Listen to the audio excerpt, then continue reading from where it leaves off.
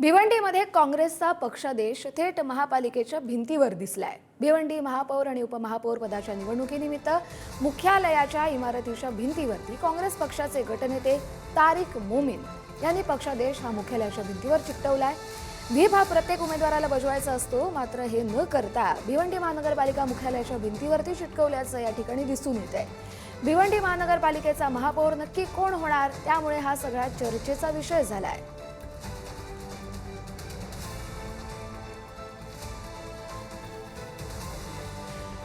आपण या दोन्ही बातम्यांसंदर्भात अधिकचे अपडेट घेणार आहोत आपले प्रतिनिधी संदीप राजगोळकर यांच्याकडून। संदीप, सध्या भिवंडीमध्ये काय हालचाली सुरू झालेल्या आहेत, कोणती समीकरणं नवीन उदयास येत आहेत? व्हीप बजावलेला आहे, त्यामुळे अर्थातच आपल्या पक्षानं आपल्या गटानं व्हीप बजावलेलं असताना हे नगरसेवक काय करू शकतात, काय समीकरणं उदयास येत आहेत?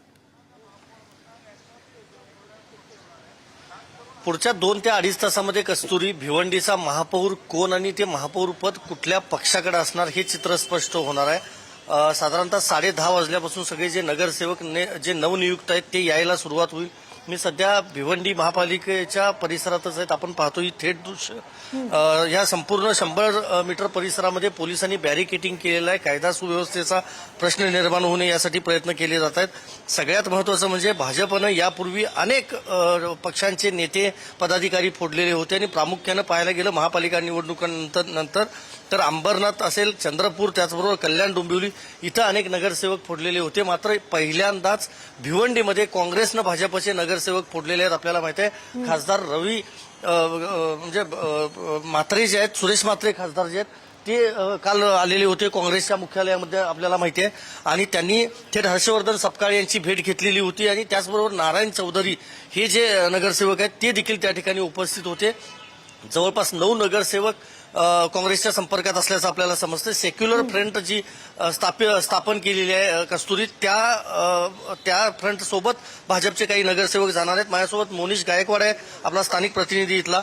काय सांगाल, महापौर पद कुणाकडे जाऊ शकतं, काय होऊ शकतं 2-3 तासानंतर? एकूणच जर काँग्रेसने पाहिलं तर काँग्रेसने भाजपचे जे नगरसेवक फोडलेत त्यांचा फायदा नक्कीच काँग्रेसला होणार आहे। परंतु रात्रीच्या शहराध्यक्ष रशीद ताईर यांनी राहुल गांधी यांना पत्र दिलं आहे की काँग्रेस ही भाजपला विकली गेल्याचा हर्षवर्धन सकपाल यांच्यावर त्यांनी आरोप केला आहे। त्याचप्रमाणे भिवंडीतील जे नगरसेवक आहेत हे मोठ्या प्रमाणात अल्पसंख्याक असल्याने या ठिकाणी काँग्रेसची मेजॉरिटी जास्त असल्याने सुद्धा भाजपला हा महापौर पदाचा मान दिला, ते कुठेतरी काँग्रेस नाराज असल्याचं दिसून येत आहेत।